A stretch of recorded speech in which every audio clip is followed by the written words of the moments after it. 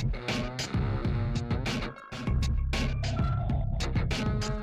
views and opinions expressed on this podcast are solely those of the individuals involved and do not reflect the views or endorsement of any entity. Nothing being said on this podcast should be considered as investment advice.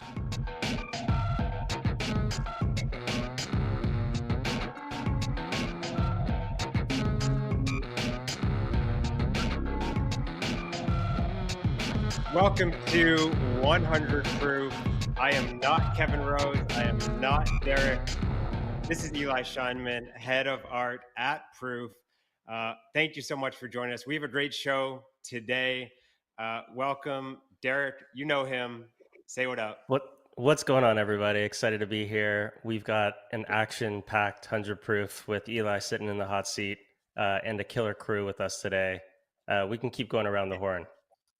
Yeah, Derek, so you've got this hat that's now making it into every show. We'll come back to that later. Maybe those are the good guys at Transient that we love and OHDGB. Of course, we also have Amanda holding it down on the community side. What's up, Amanda? GM, happy to be here. That's it. No, Good happy. I'm you. happy. We're chilling. I'm manning Twitter and Discord and YouTube comments. If you have anything to say, just shoot me that. Yeah, let's go. That's right.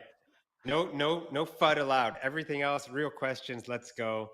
And we are super grateful and honored to have the man, the myth, the legend in black, Pixel Pete, to help us break down the big auction yesterday. Let's go. Thank you so much, Pete. Yeah, thrilled to be here. Yeah, thanks for inviting me. I'm happy to be on the show and be on the other end for once.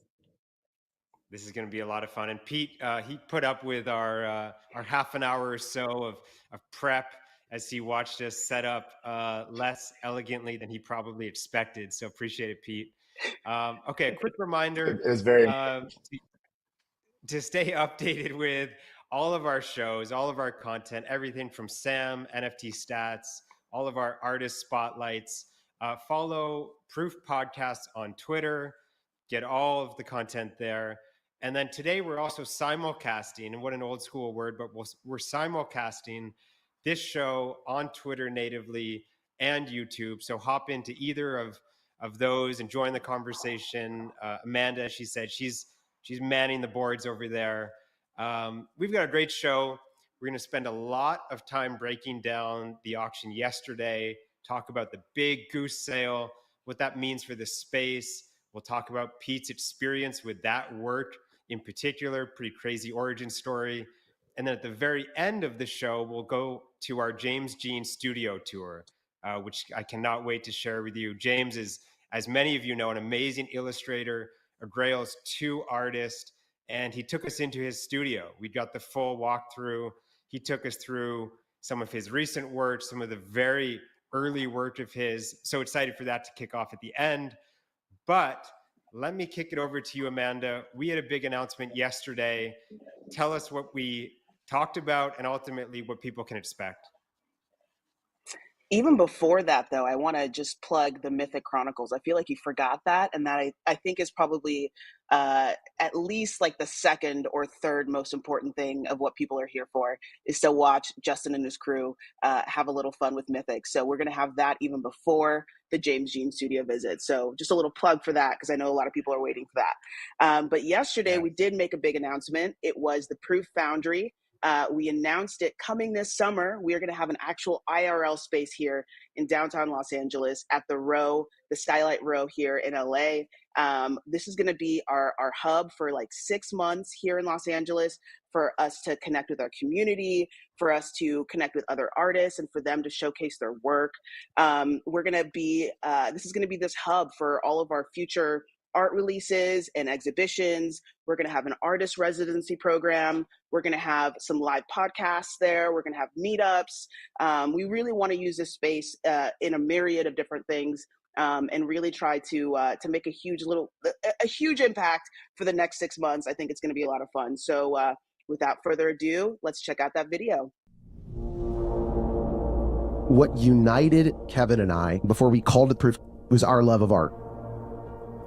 what the blockchain enabled for me was the first time I could ever be a patron of somebody I believed in and said, I love what you're creating. And I get that this isn't hosted in the Guggenheim. I get that this isn't the MoMA at this point. An art collector is somebody that you hire somebody to tell you what art you can put in your one of 4 houses. And now, whether you knew it or not, because maybe you never consider yourself an art collector, you're owning something that feels like I'm a part of not only your journey, but now it's mine to be able to hold on to. That means everything to me. And that changed the game and my understanding of digital collectibles in a very big way. What I hope that Proof continues to build is a great relationship to support artists, a great community to come by and to continue to be a part of that, to be patrons. We build a great ecosystem with access, opportunity for everybody who's a part of it. And I think we build a very big family that cares deeply about our impact on this world and why art matters. And honestly, there's going to be fun experiences. There's going to be gamified experiences. There's going to be fun things to do if you're not yet sold on it, but you're like, I don't know, I'm kind of art curious, but I don't really get how all those are. That's okay. We'll work with you on that. But I really believe in telling these stories and sharing in this journey. It's an open road.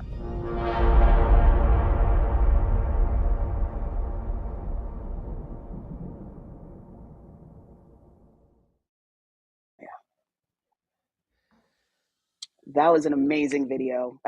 Shout out Justin. I love how Mao just clicked a random video of Justin just waxing poetically, and it just fit perfectly for this video. That's just Justin. That's just straight from his core, and I love that.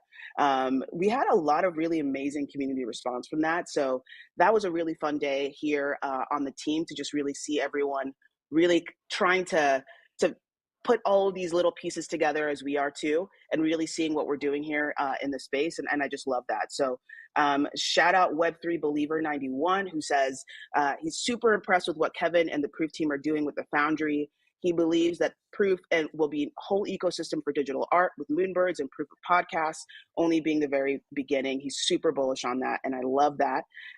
Shout out EZAGNBA, who says this is really dope. This is an amazing use case. I know. This is an amazing use case of Proof's money to support artists in the space and future artists. He loves to see it. Hashtag no more fanny packs. If you're going, the more times you mention the fanny packs, the more I really, really want to have that happen. So I'm pulling for an IRL merch shop of just all the different fanny packs. We've got Patagonia fanny packs. We're going to do more Cotopaxies. We're going to do it all. It's just going to be a whole wall of fanny packs just for you guys. We got Nick Stodith, who I really love. He's a Proof collective holder and a Moonbird, who's just incredible support of us. And I just want to shout you out. He says, here comes a summer of NFT events, collabs, and magic. What a bullish move. I bet the results of this are going to be next level. So shout out to you. And then one of our favorites, JackGK.eth. He says he's been waiting for a team to do this. I think it's incredibly bullish. The team plus art and events, this is where magic happens. And it's true. This is one of the things that we do really, really well. And so we're just so happy to kick this off in Los Angeles. If this goes well, after the 6 months, who knows where we could end up. So stay tuned for more information. The first event that we're going to have there is a Mythics celebration, and we'll be announcing that in the next couple of weeks. So look out for that. Back to you, Eli. Yeah. 100%. I'm super excited. And we're going to do some of these from the space. We'll do some live 100 proof episodes. Yes. Among the other things that we'll do there, artist programming, live exhibitions. I am super excited. Pete, we got to get you out here. And Derek, I know you'll be around. So excited to spend some time together in that space with the whole community. Really should be great. But let's jump into the big news of the week. The auction yesterday. And before we kick into, and there's like so many layers of this that we could unpack, I want to give kudos to Michael and the team at Sotheby's. I think it's easy for the auction house to be a bit of a punching bag generally in the art world, but the way that they've shown up for the generative art community, for tokenized art, for the artists in the show in terms of honoring royalties when that's not something they had to do. Despite them using the Grail's name, joking aside, huge kudos to Michael and the team there. I thought they did a great job. But Eli's so petty. Eli's so petty. I love that he had to just throw that little dig in there. You had to do it. No. Everything's a Grail these days. That's No, true. Pete, we thought it would be super fun to have you on the show. You have this, of course, amazing history with the Goose and with that work. Maybe just as some context, can you tell people a little bit about that origin story of that work and your collecting? Yeah, of course. Thanks again for having me, and super excited about the Foundry and to visit it myself. But yeah, Ringers was like my first. It was the first time that like generative art sort of clicked for me. I had sort of been around since the beginning because of my relationship with Eric, but um, initially on the first look of Ringers, it was the thing that I was like most excited about having a chance to mint. And I was there in those early days minting, and it was just super exciting. So in the Discord, Dave had mentioned or he had reacted to someone posting the goose with the goose emoji, and that was sort of the first note of the goose being a goose. And Dmitri sort of like really expressed how much he liked it right away. It really was like appealing to me immediately as something that stood out from the collection. Um, yeah, and it went on auction by the original minter like 2 days after the mint, and I was lucky enough to win that auction somehow, and was just like honored to sort of be a steward of it. It through that time I became close with Dimitri, and yeah, it was just really special. And eventually I had ordered a print of it, and I posted some photos of the print. I think 6529 posted a tweet about this the other day, but I posted a photo of it, and I heard no, Dimitri posted that tweet, and a few days later, sorry, like a month later, I had a couple interesting bids in my DMs, which started this like wild roller coaster, and eventually led to the purchase through VVD on behalf of 3AC. Um, and yeah, and it just really like, obviously that was like a moment that spurred my ability to collect at a greater scale than I've ever been able to collect for. And it really like was the impetus for me recognizing the value in being like uh, uh, a steward for other artists, and like an early collector of other artists and sort of an advocate for artists. And I've just sort of like ridden that since, and it was just like a really special moment in my life, and it's been fun to watch this next phase of it going to the other bidder in that scenario way back when. And just Yeah. quickly, Go ahead, Eli. Before we jump ahead, it's on Twitter somewhere. The co-founder of Math Castles 113 was part of this origin story because they were also bidding for the Goose. I think against you, right, Pete? And you ultimately outbid them by something like 0.1. But we're talking like the original buy price for you guys was like 1 point something ETH, right? This is going way back, or a couple ETH at most. Yeah. So it's fun to have him in that origin story too. Yeah, in those, I can't remember, the mint was like 0.35 or something. It was quite low. But then on the secondary market, things were like in the 1 to 2 range, and yeah, it had gone on auction, and Dimitri posted that the Goose was on auction. And back then, OpenSea had a really strange auction format where you can like place bids, and the seller could just sort of click accept at any moment.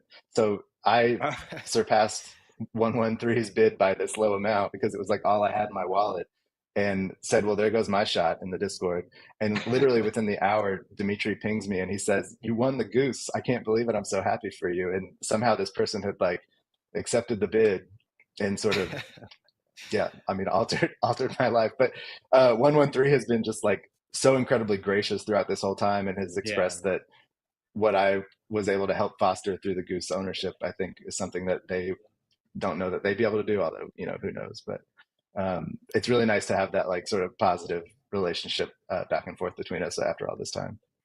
It's such a interesting look and like symbol for, I think, what has made the Art Blocks community kind of like a special place for people to learn and get enthusiastic about work, and the two-way conversation between you and Dimitri, but then other collectors. And it's just like that story, I think, is very emblematic of, I think, why generative art and long form generative art has spurred like this amazing grassroots community around it. I think before we jump to the auction, I know folks who are looking at kind of the eye-popping numbers that are happening around the whole day yesterday are kind of wondering why the goose in particular stood out kind of as an object within this greater generative collection.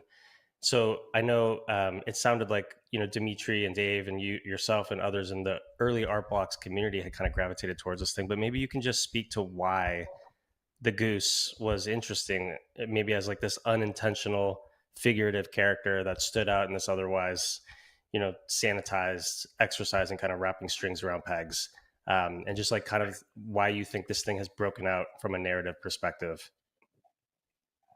Sure. Yeah. I mean, in those early days, I think it stood out to me just because it was, graphically really unique, and it sort of just it stood out when you're looking at the whole as something quite unique, and sort of these emergent properties that aren't tied to rarities and things like that. That was the first sort of sentiment of us starting to have that conversation, I think, and even those early days is what is statistical rarity versus just these sort of emergent qualities that have like a life of their own that can be carried through this like community connection, which is like something that's so amazing about this space.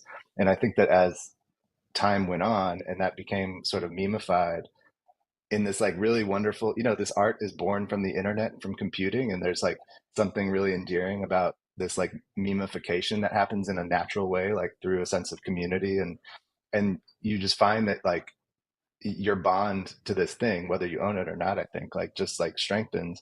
And and it just creates this life of its own that I think is what has been touched upon most recently in 6529's tweet about their ultimate purchase of the Goose and what it means to he and their team. But yeah, it's just something really special, and I think we've all sort of discovered it throughout our time in this space, that there's this other quality to certain things that sort of lifts it above the rest and makes it sort of stand out on its own. Does anyone know who called it the Goose? Who named it that? It was the first Dave, time, right? Yeah, Was it Dave? it was It Dave. was who? Yeah, Dave in the Discord, Dave. DDAAVVEE. Yeah. Yeah. There's a So Dave. screenshot He's in like- somewhere. Block Talk. Cool. Yeah, I was trying to Yeah. find the screenshot as you guys were talking. It's out there somewhere. So we'll maybe track it down. But this has been top of mind for me because there's this conversation around curated outputs versus the randomness that occurs through the minting process, and what collectors in different segments maybe do or don't desire. But setting that aside for a moment, let's focus back on the auction. Maybe Derek, I'll kick it over to you. Were there any elements of the auction outside of the Goose maybe that really caught your eye? Yeah, I think the first thing I'll say is, I think kudos to Michael again for putting on such an amazing exhibition and auction. And I think storytelling the work that's happening in our space in a way that I felt was respectful, but then also, even just the day before, I remember Michael was retweeting art from other artists in the Web3 space that were kind of, to Pete's point, memifying the Goose and maybe their own artistic style. And so there was this very fun and playful intersection between the traditional, auction process that feels a little bit, exclusive with kind of the networking and the meme culture and the memification and the crypto nativeness of our own space. That I thought was really interesting and just like threaded the needle in a way that I thought was very, very cool for the first time that I had really seen this. I think the second thing was, there was a lot of work, a lot of great work outside of the Goose that sold for some pretty eye-popping numbers. I know there's the Perfect Spectrum Squiggle sold for a little north of, I think it was like 600,000 or 625,000. There was a number of Tyler Hobbs' work from Fidenza sold for some eye-popping numbers. So I guess the things that were most surprising were the strength at the high end of some of these collections. And we see this time and time again. These collection sets are not very large. But to see that enthusiasm continue at a time where I think there's a lot of questions around the work and the technology, and I don't think I'm alone in saying that a lot of the people in our networks outside of this space have a lot of questions and wonder if this space will continue. And I think this was a huge day in demonstrating like there's real value that's being built here. And it was a pretty good example of I think everything that we all feel day to day. Pete, I feel anything like jump out for to you? me, Oh, Amanda, go ahead. oh, Yeah. sorry, I just wanted to mention, like, you know, for the sake of my bags, I want to say that I was actually probably the most bullish on this Perfect Squiggle sale. I think, you know, this is a 10,000 piece collection, and that looks so simple, right? But I think it kind of speaks to the culture that has been created just around, number one, art blocks as a whole. I think the squiggle will always go down in history as the logo of art blocks and the beginning of the of the end. No, the beginning of it all, especially with the art blocks reign. And I think because there are 10,000 of them, you know, the fact that it's still possible to have a standout in that giant collection. It's still possible to have all of these different levels of, you know, what's a floor or what's a grail in a 10,000 piece collection, I think is huge, right? And there have been a lot of really high priced perfect spectrums. And I just think it's just a beautiful thing to see. And it makes me super bullish because it feels like this means that there's a lot more than just three whales moving around. If you have a 10,000 piece collection that stays really, really relevant, you have a lot of people who have a lot of love for the squiggle, and then hopefully, you know, other things in the future and in art in the future. So that was probably the one thing that stood out for me yesterday at the Sotheby's auction. And for you, Amanda, it always comes back to your own bags. Yes, Pete, always. Pete, what struck you about yesterday? I was really struck by through all the chatter on Discord and Twitter and stuff. What really stood out was the artists' response to seeing their work on auction. Many of these artists, aside from Dmitri and Tyler and Eric, hadn't been on auction before, and I think there was like palpable excitement for them to like be elevated to this stage that they probably never certainly saw themselves being on this quickly, maybe ever. This space created a lot of artists in the last 3 years that were maybe not considering themselves that prior to this, and I think it's really exciting to see this like creativity sort of blossom and this stage be opened up to them. And on the same note, we were talking about this earlier, but Matto, one of the Art Blocks artists, won one of the auctions, and he was saying that in the Discord. And I think that's like incredibly special to see an artist turn around and be able to bid on other peers' work that they admire and like be able to buy something at a Sotheby's auction. That's also something that probably never would have occurred other than this space. So stuff like that is just like really endearing to me. And I think although there's some criticism about maybe a lot of the sales having happened from within our community, I think that we need to like recognize the amazing things that this community has like offered to allow people to participate in this sort of thing that wouldn't have been available to them before. Yeah.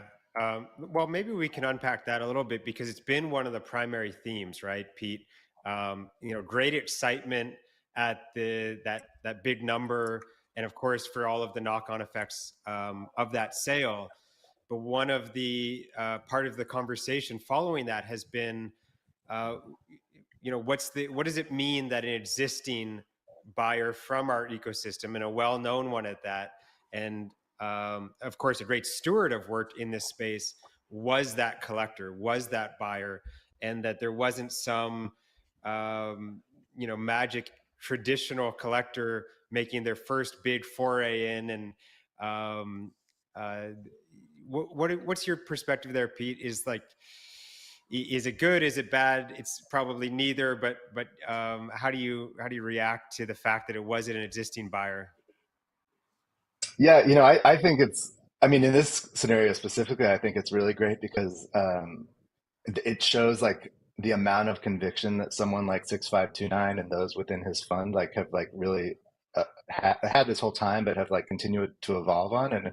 And I think that there's a steward specifically for a piece that is this significant, that has had such a strange short history, to carry on this torch. And I alluded to it earlier, but in his tweet he mentions that that he was like one of two bidders that were in my DMs talking about this, like trying to buy the Goose back in August of 2021. So and just got barely beat out because he was sort of bidding up to his limits of what his available ETH were. And it's like really exciting to see him just like basically put it all out there. And I think you know, like they were just they had so much conviction that they wanted to be the steward of this piece, and they wanted to sort of represent it in this like very specific way that they've been sort of ideating for the last couple of years.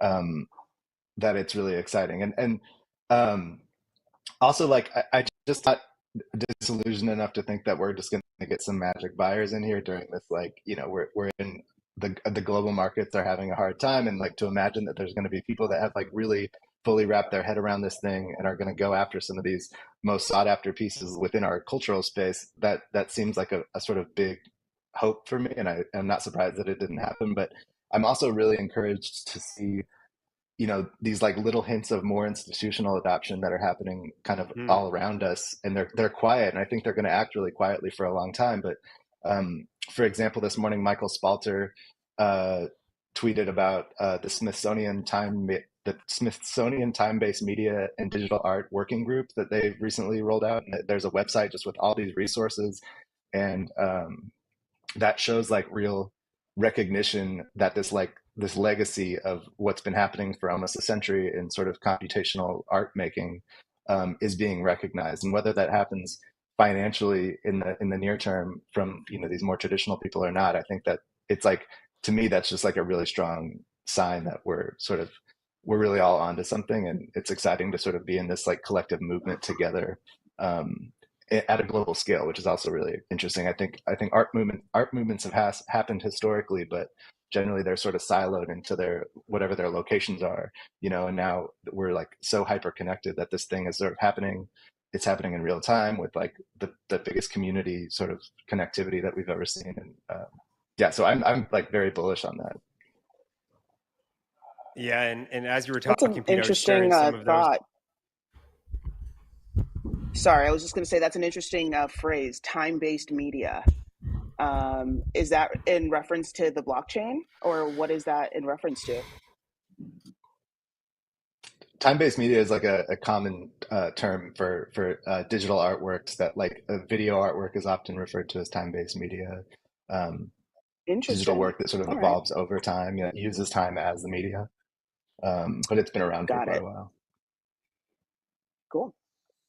Yeah, so Pete, as you were talking, I was showing some of those tweets of 6529 telling that story of being in the parking lot and working with you, and VVD being on the other side of that. And so I think your take is spot on.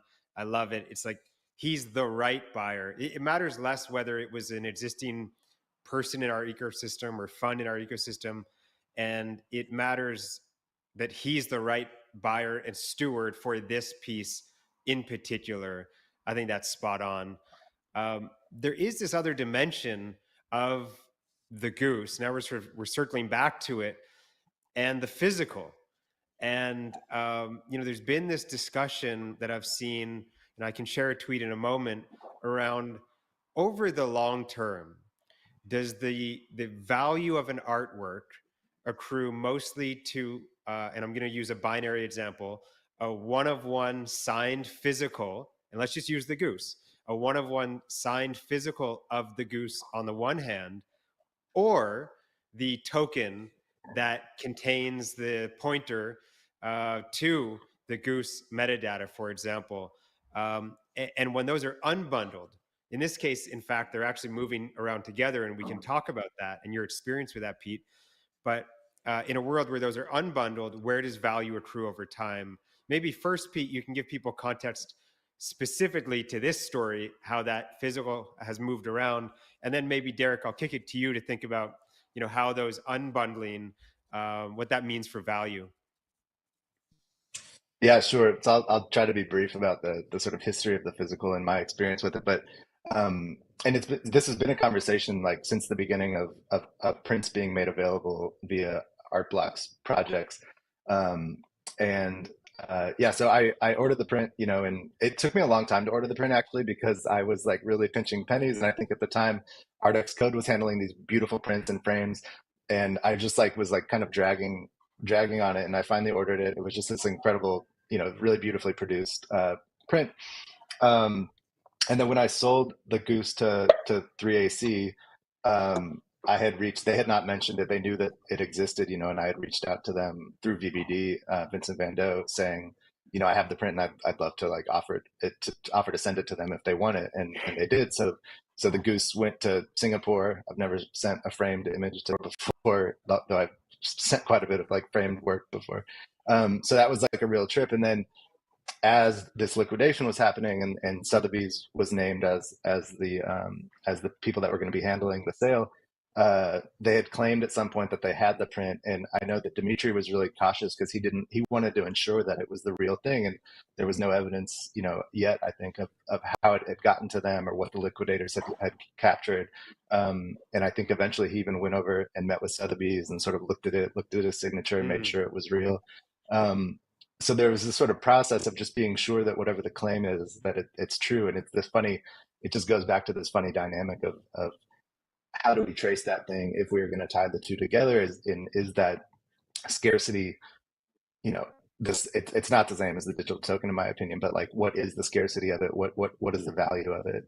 I'd love to hear what Derek has. I'm sure Derek has very thoughtful takes on this.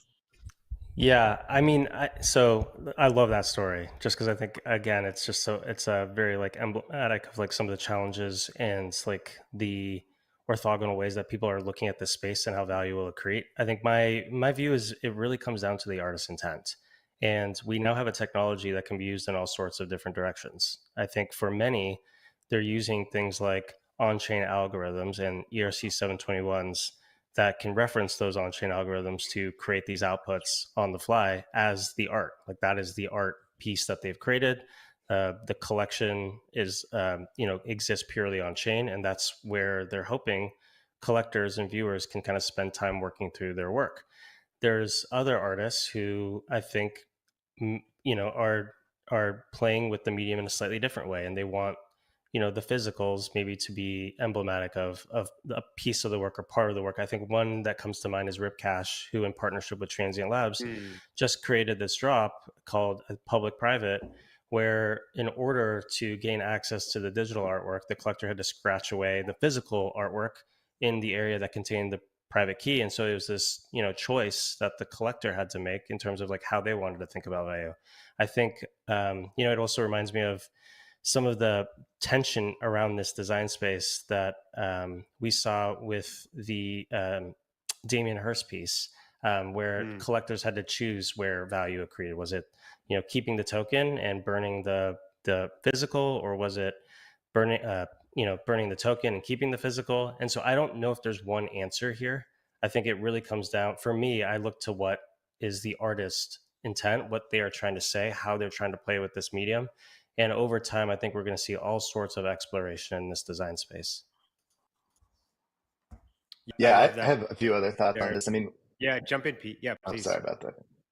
Yeah, well, I think there's various ways of offering prints that coexist with digital, and I think Matt Delorier, who is another example of someone who's done it really interestingly, where he's offered prints to any holder. I think maybe in perpetuity, but I think there should probably be a cap to that, so he's not tied to having to make a print for somebody when he's 80.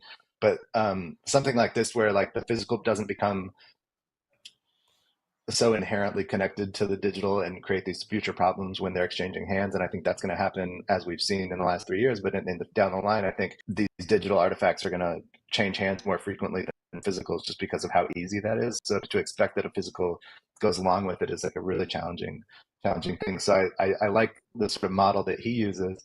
Else that we had mentioned in a chat the other day, Eli, is that back to Michael Spalter, the Spalter collection had collected one of Daniel Calderon's Basque de Chapultepec pieces as a print and specifically not as the token, which I find really interesting. There was no sort of explanation because, of course, there's no responsibility for them to give an explanation, but it's interesting that it could sort of go the other way, that maybe certain pieces people just want a print of it work on the wall and for whatever reasons don't want the accompanying NFT. And what does that mean for the person who owns the NFT if it is a tokenized piece and not?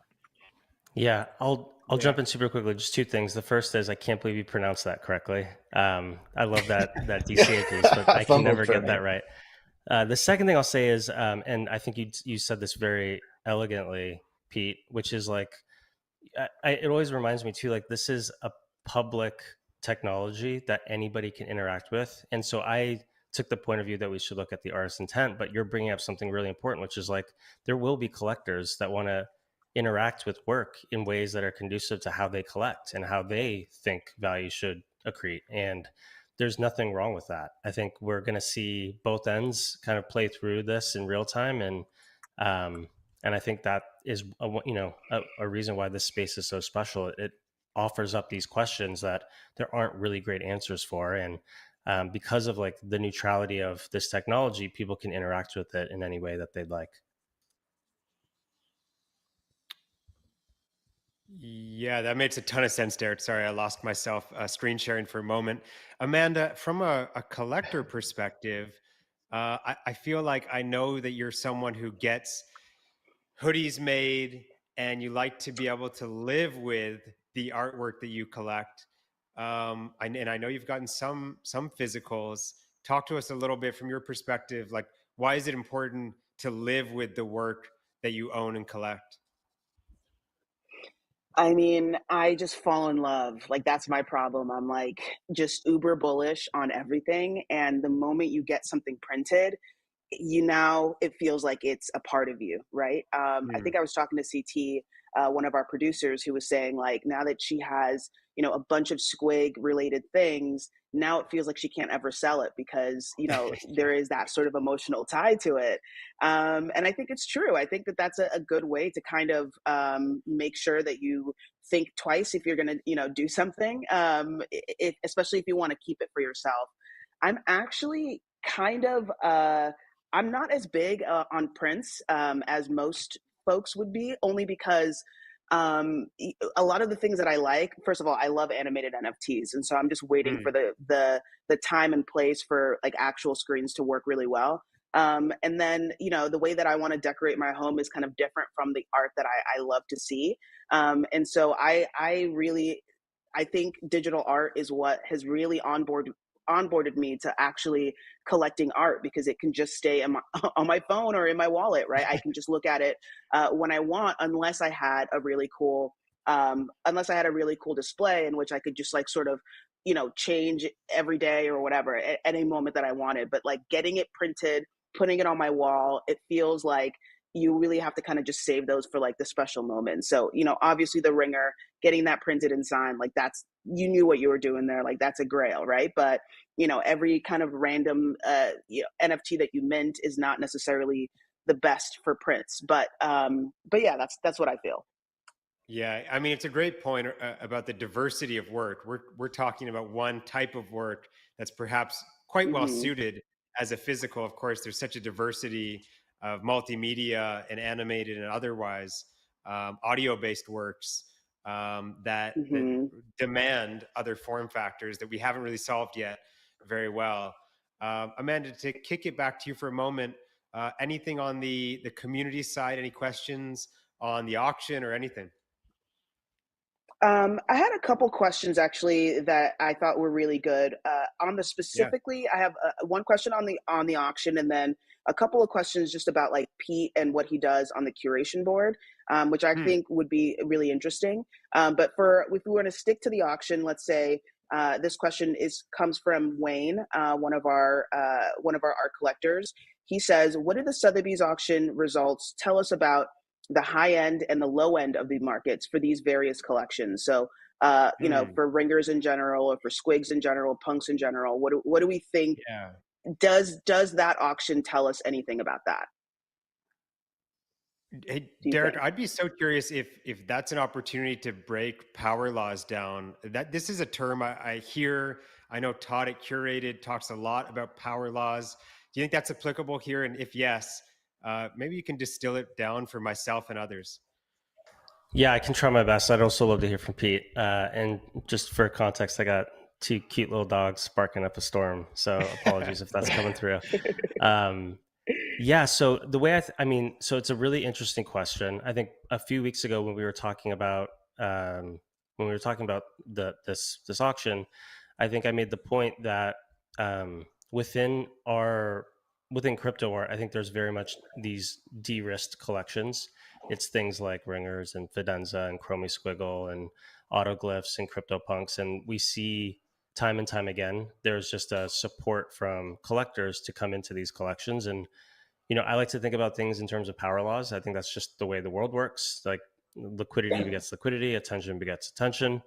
And then within those power laws, those power law returns, and those outcomes, I think there's additional set of power laws. And so this is where I think the Goose in particular, as a singular object that's so well known and so well networked, had the ability to result in, the hammer price that we saw yesterday, because it sits within, a very singular place as like this very well-known object inside of this very well-known collection by this very well-known artist. And so we see this time and time again, whether we're looking at traditional art or we're looking at, the things people watch on television or the books people read or the names of culture that continue to persist. There are like these power law outcomes just all around us. And so I guess I guess I say this to say, it's important to keep an eye on these things and think critically about whether these trends are ossifying into things that could represent these types of outcomes in the future. But then also what types of collections and objects maybe sit outside of that could one day be part of that, that same category. So I'll maybe tee it up for Pete, but that's just one one framework that I think about when I think about this stuff. Yeah, I mean, that was amazing. I think that the Goose is just one of these anomalies that stands out not only in itself as a collection by an amazing artist, but also like it has like grown to almost represent art blocks in the way that squiggles represent art blocks, and there's going to be these standouts that sort of rise above and sort of into a tier of their own, and predicting value is really challenging. It's not something I'm particularly good at, I don't think, but I think that it is something that like those unique cases are something that's going to drive other collectors to buy the lower end, and you want to be a part of the thing. And there's this thing in this world where we like are this collective voice that is like lifting up sort of this overall ecosystem and this type of artwork. So like if you own one squiggle out of 10,000, you are part of this whole, right? And just because yours costs like a fraction of the perfect spectrum doesn't mean that it's like not sort of part of that story and sort of helping to elevate the whole thing, and sort of also helping to have like legs for a really long time and longevity as a piece of art and sort of and collectible and all those things sort of mashed together. Yeah, I think. Oh, go ahead, Derek. I just think that was brilliant, and I think covered some of the questions that you were asking, Eli. I think the thing that comes up for me, we could spend. I guess the thing that comes up for me is like there's this very like Veblen good status that comes with like the upper end of these markets. I guess I'm curious to hear from Pete and from you, Eli and Amanda. What do you think it looks like for other artists to start entering that category, and for collectors? I think some of the criticism that I was kind of going through some of these threads this morning, some of the criticism from folks in our spaces, like we've identified some of these amazing artists who have created these amazing collections, and within those collections sit these really interesting, very highly collectible objects. What does it mean for collectors and for enthusiasm to start moving further out and identifying some of these new artists, these new collections, these new objects? What is it going to take? And I guess I would pose this question to you guys, like what do you think that looks like? And is that the right framework to be thinking about this stuff? Pete, why don't you what does it look like? give us maybe Pete can sort of give us a closing thought here, because of your experience on as a long-term collector and on the Art Blocks Curation Board and advisor. What are some of those dimensions, Pete, for you, and when you're thinking about this?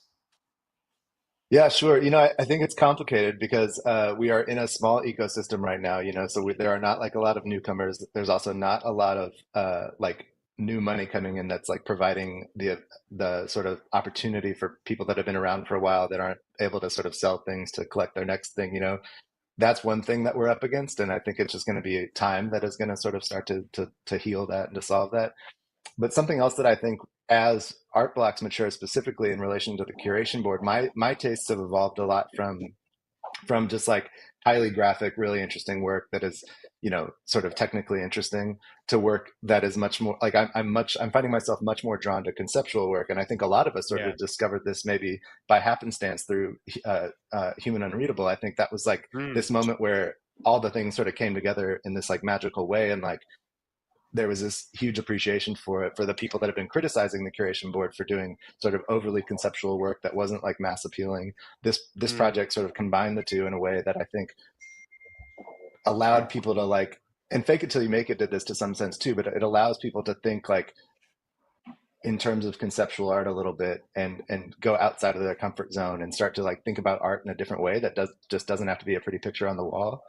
So I think there is some like growth that will have to happen kind of naturally, where if people are really in it for the art, they will start to like, their ideas will start to mature, and their tastes will start to evolve. And sort of being open-minded to do that is part of this equation, where like, I think you have to sort of consider yourself as someone with an open mind to new things. But yeah, I don't know. I mean, it's not really an answer to the question, but that's just sort of where my brain goes, is that there's like a lot of ways to sort of like think about your own evolution into this thing. And I think that, as there does become more adoption, like we will just like naturally have more people going into smaller projects and more artists having success. But there will be this disparity between the two, just because of like the financial side of this whole thing. It's such a well articulated and nuanced perspective, Pete. The only thing I would add in addition is that I think there's some sort of je ne sais quoi, or like there's certain moments, like the naming of the goose, like that's not something you orchestrate or that you can identify before it happens. But if you're part of a moment and you can sort of see some of those signs of a thing happening, maybe in some respects that's sort of your most clear signal. If, to your point, Pete, you're open to seeing those things and being a part of those communities and those conversations. We could probably talk about this stuff, not just the goose, not just the auction, not just generative art, for many hours. But I know, Pete, we want to be respectful of your time. It's been such a pleasure to have you on, man. Appreciate it. I'm sure it's been an interesting couple of days. So we'd love to have you back in the future, man. Thank you. Yeah, I would love that. Thanks for having me, guys. This is really, really great. I appreciate all the work you guys do. You're the man, Pete. Let's go. Let's go, Pete. Thanks, Pete. Let me, Amanda, you mentioned it at the top. Do you want to kick us into our Mythics Chronicle for the week? Yes, I'm super excited. I saw a little clip of it yesterday.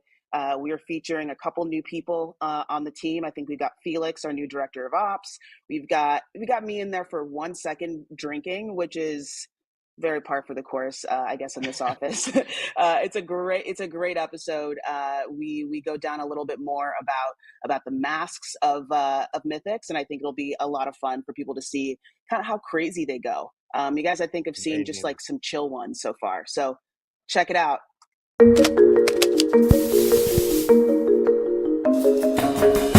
Kevin, are you okay with me filming? Margaritas. I mean, it's Friday, right? Yeah. Friday. Awesome. Thank you.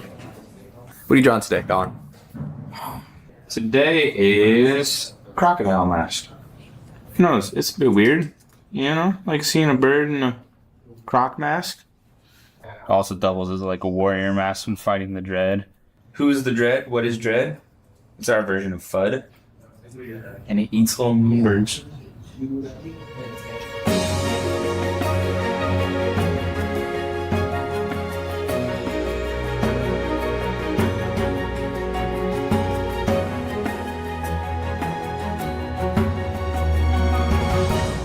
I had been reading this like Batman series about the Court of Owls, and so I had created these masks because you'd wear them to go to Parliament. Kevin really hated the idea and really squandered the creativity that could have been unlocked. It's back to the original file. Look at some of the stuff that got cut. You will know why. tubing.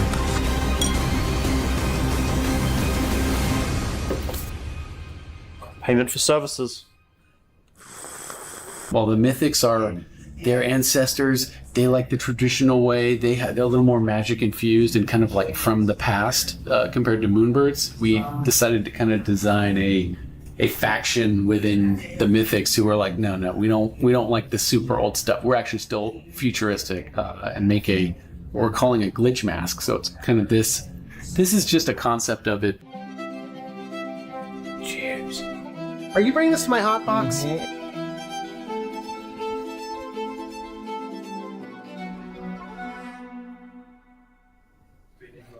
These are the types of tasks that really drive my ADD like wild, where it feels like there's just a hurricane like about to rupture inside of me.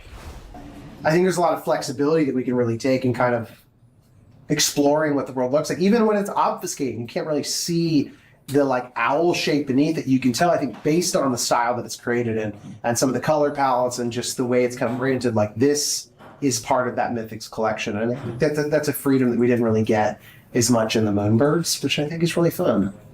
You know, maybe this is just agents of chaos in the world. Like they don't necessarily side with the dread. Maybe they haven't fallen to despair, and they're not pushing with the Moonbirds and the Mythics to ascend. They're kind of somewhere in between. So I call this like a trickster faction, where they're still kind of like enjoying technology and rejecting the return of the Mythics a little bit. With the Mythics, we're going a little crazy over here, and we drew a ton of different masks. And we really wanted a reason to have a Moonbird eyes wide shut print. Yeah. There's Moonbirds is an 18+ collection, which we've been very adamant about from the very beginning.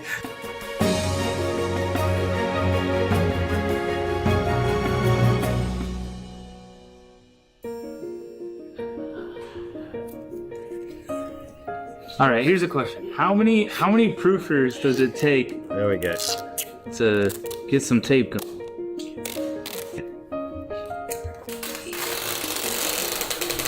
Tell me when to stop.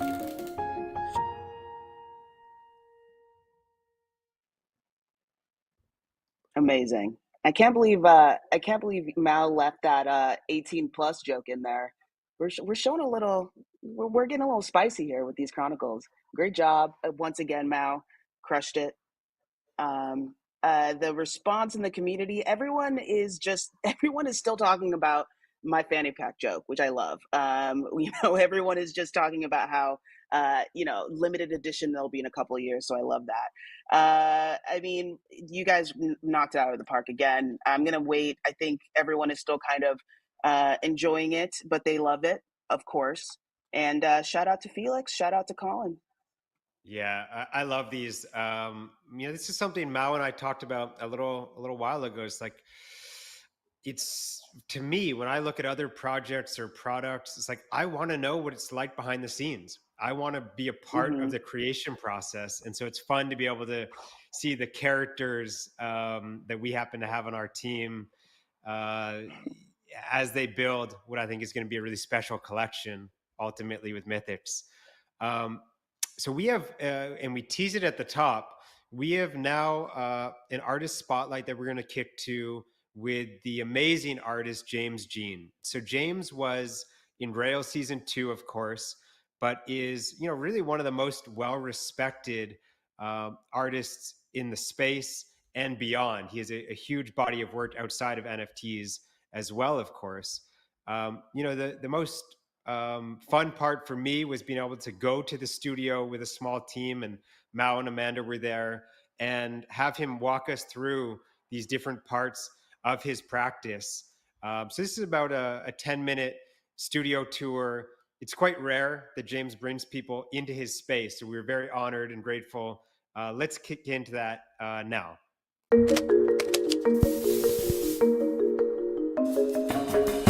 Kevin, are you okay with me filming? I mean, it's Friday, right? Yeah. Friday. The Mythics Chronicles were so good, we had the opportunity to go visit James Jean, the amazing artist in person. How's it going? Good. Welcome to the studio. Thank you. Really excited. This is amazing. Yeah, let's take a tour. We brought a small team there and we got to go behind the scenes, see his process, see early sketches of some of the works you all know so well. When we arrived, James took us through 3 of his most well-known and recent movie posters, and we got to see the very first sketches. And immediately you can just see the talent and the thoughtfulness and the level of detail that comes through in James's work. I know a lot of artists kind of frown on doing commercial work, but I like doing certain projects that I think, engage with broader audiences, especially with the movie posters. Yes. And it's great to like work directly with these directors I really respect and admire. And, they reach out to me directly. And, this past year, just so happened that 3 of the movies I worked on all won Oscars. So amazing. It's kind of crazy. What's your process with something like this, James? It's, where do you start, I guess? Sure. Actually, I have a sketch over there. You can take a look. Yeah. So it just starts with the sketch and oh wow, yeah. Working directly with Guillermo, he actually just wrote like a little paragraph about Pinocchio and what it meant to him, and he was talking about how Pinocchio was about the dance of creation between a father and his son, and so that inspired the idea for this composition. Amazing. And so the idea that Pinocchio is kind of stepping out the frame, trying to venture out into the world on his own. And now it's displayed at MoMA because they have a show there for Pinocchio. Oh, interesting. Yeah. And then MoMA acquired the poster for their collection. So that's so cool. Yeah. And then was this the first? Yeah, this was the first sketch for Everything Everywhere All at Once. So you can see it's quite rough, just kind of like mapping everything out. Yeah. And, there's like 2 versions of Michelle Yeoh here. And this poster was different from Pinocchio in that it was drawn on the iPad. So, the iPad using Procreate allows me to get into a lot more detail. You can see this is just the pure line drawing. Wow. So, all the details of the wheelchair and all the electronic elements, Oh my. This is so impressive. It's a crazy piece. I mean, it drove me. Yeah. And with the whale, it was much more simple of a project where I just wanted to focus in on his portrait. And I told Darren, hey, can I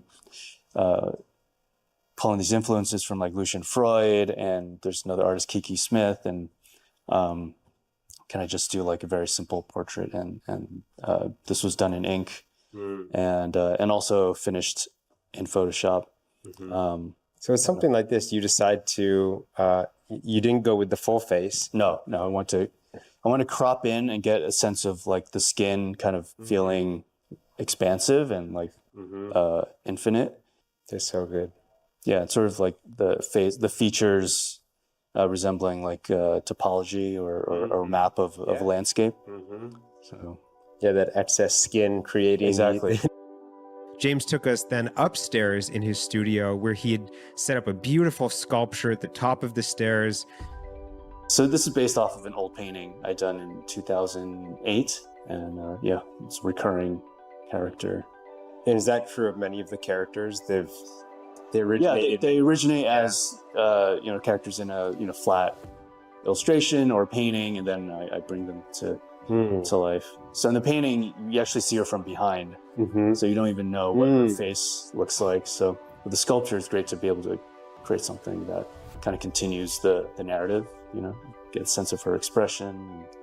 And does a character like this emanate from some either individual in your life or an amalgam of people, or it's less connected to your reality? No, I think they're from another reality. Yeah. They're never like specific portraits. So the people say like the descendant character and Slingshot kind of resembles my son, but I made the Slingshot before he was even born. So, I don't know, but I'm sure there's some influence somewhere. But they're kind of meant to be more universal. And we also got to see 4 or 5 physicals that relate back to his body of work called Adrift. These are from Adrift, our first iteration. So I'm going to be updating these. We're going to approach it a little differently, but this is my first try at it. Wow. Yeah. Yes. Yeah. So I made these prints for an event I did with Outland at Bridge House, my architect's house in Hancock Park. So. Oh, right. Yeah. Mm-hmm. And this is a collection that you'll draw ultimately with Outland and pretty large. Yeah. Yeah. Well, yeah, we're thinking maybe around 5,000 or so. Yeah. As we walked into the room adjacent to the hallway, on the wall in the bedroom, so to speak, James showed us this amazing tapestry created by these amazing wool fabrics, incredibly detailed. Yeah, it's all done in shallow relief, carved out of New Zealand wool. So it's an edition of 3 with 2 APs. So this is my AP. Amazing. Yeah. With the tiger rug, I designed it specifically to be the rug, so I could play with the silhouette of it. And then we're doing another one for You're the Rabbit, and that's I think there's some samples downstairs hanging on the wall. James also had some infinite objects, and he had a digital display on the wall showing a work that's being currently displayed at one of the top museums in the world. Then the infinite object. This is just a sample that Infinite Objects did for us. Yeah, so we're showing this specific animation at the museum shows right now. And when you do it at the museums, what's the form factor? We make like these giant, like 10, 12 foot tall screens. Oh, wow. Yeah. So they're these huge like monuments that are animated, which is pretty cool. And this one is also being shown at the museum too. And then James took us back into the hallway, and we went into a secondary bedroom where there were 3 very large, incredibly detailed commissioned works. These are fantastic. Yeah, but these are all commissions except for the one behind you. This one I just finished a couple of weeks ago, and it'll be going off to Korea for an art fair. So this is a little bit of a departure in terms of palette and color. Yeah, I wanted to do something more monochromatic.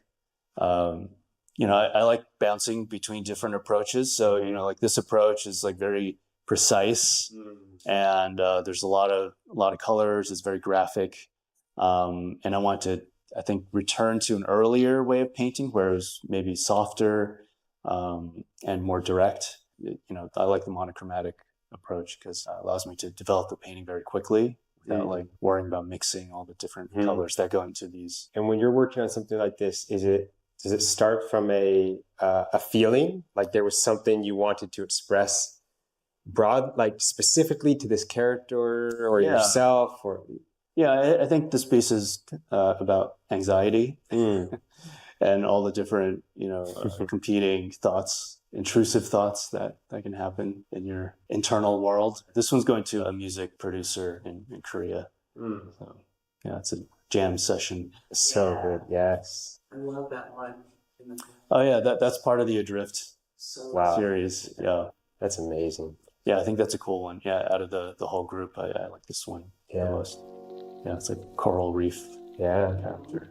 We got an opportunity to really go deep on each of those 3. And then we went downstairs and James showed us the dome structures that he's been working on that relate back to his project Fragments. This is the stained glass dome I've been working on for the past 3 years with Justin Studios in Pasadena. And so the Fragments collection was inspired by this project.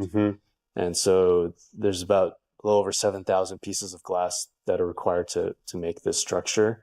So that correlated to the amount of NFTs that most collections were at around that time, and so I thought it was like a perfect kind of way to make a relationship between the two. And so, so you can see the shape here of the pentagon is the shape of all the fragments. And was this the earliest? Yeah, that's the first one. Amazing. And then I made a more refined drawing here, which I scanned into the computer and then started coloring. And now we have a sample over there by the window. Oh, wow. And then ultimately, James showed us this amazing stained glass, or really a version of a stained glass piece that will ultimately form a full-size dome with this intricate illustration and design on its exterior. Yeah, we've developed a new process of making stained glass. So traditional stained glass has lead lines, and we've eliminated all the lead lines. And then also traditional stained glass, the gradients and also the line work is painted on top. But I didn't like the effect of the line work kind of sitting on the surface. I wanted the lines and the gradients to be embedded in the glass. So we used digital workflow and also water jet cutter to kind of figure out how to integrate the line work into the glass, or basically turn the line work into glass and fuse it all together. But there's like custom scripting actually to figure out how to make these gradients. So this is called frit, which is like a particulate glass that you kind of sift out in various proportions, and then it's put in the kiln and melted, and that's how you get this fade. Lastly, James took us into the garage in his studio where he was working on an immense, very large scale piece. Oh, wow. This is another commission, James? Yeah.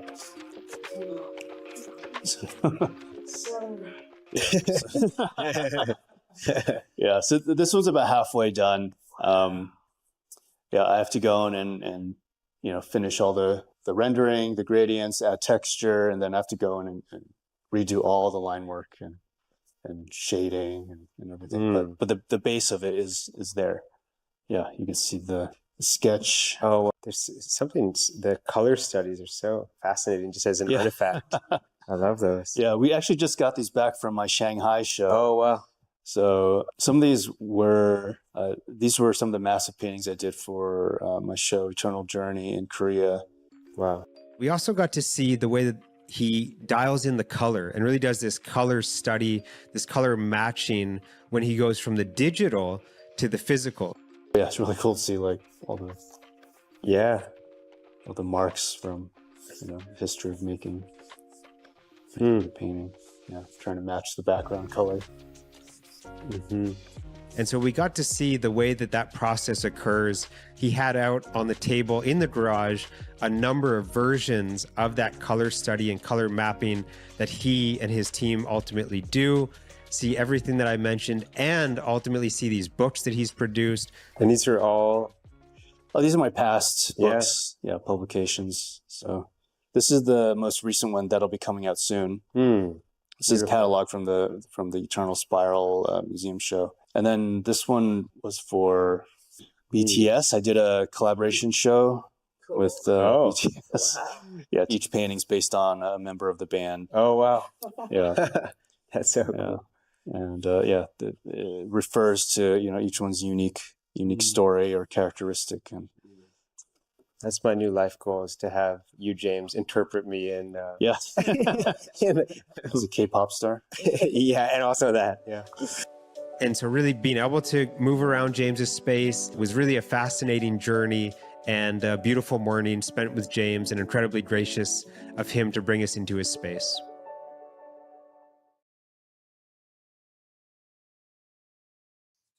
Okay, what did you guys think? Derek, Amanda?